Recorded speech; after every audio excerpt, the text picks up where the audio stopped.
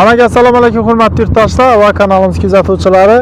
Kim subsidiya joy qidirib yurgan bo'lsa, yana bir kanal joy qidirib yurgan bo'lsa, hozir City'da, Al-Xorazm City'da aeroportning oldida sanab turibdi, bilasizlar.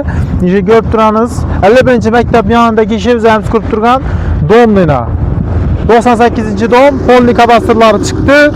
Bir kanal joy qidirib yurgan yurtdoshlarimiz uchun yana oldindan to'lovsiz bir kanal kvartiramiz 5 tanasi bor.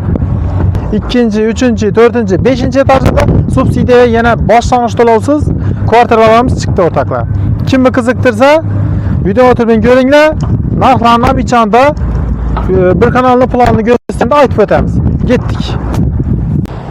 Yine dom misaldan yetib keldik o'rtoqlar. 1 podez, 2 podez yana. 2 podezli dom, 5 etajli uylarning balandligi 280 o'rtoqlar.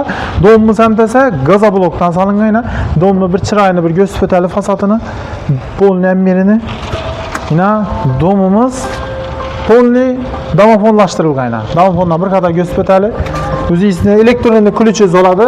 Ключni terib ochaverasizlar. Hozir esa girdik, bir kanalning obzorini bir qator ko'rsatib o'tamiz. Aziz yurtdoshlar, podezimiz yana kirib kelgandan keyin 4 tane eshikina. 1, 2, 3, 4. 4-inchisi bir kanali bo'ladi. Счетчиklari ichida уже qistirilgan turibdi. Svet uchovchik, suv uchovchik, gaz uchovchik hammasi qo'yilgan. Eshiklarimiz ham sifatli rossiyskiy eshiklardan, fabrikniy eshiklardan qo'yilgan. Bir dona, 2 dona zamok. Bellar ham damirdan, ichama girgandan keyin bir yildan shilcha qo'ygan. Qanasi hozir girdik. Bir kanalning obzorini ko'rsatib o'tamiz. Kuxnyamiz mana gaz uchovchigi bilan turibdi, suv uchovchigi o'ngda ko'rsatib o'tamiz.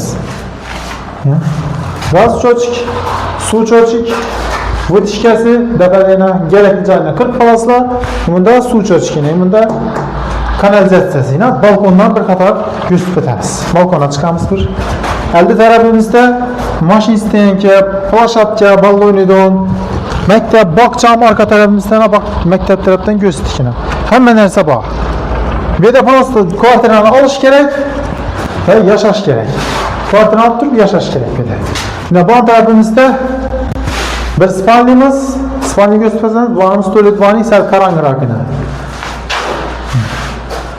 Tualet vanimiz dum qarangroq, shuning uchun ishlatmışlar. Genda ko'rib nataverasiz. Hammasi kanalizatsiya, suv, svet, gaz, gap turibdi o'rtoqlar. Счетчики bilan birga.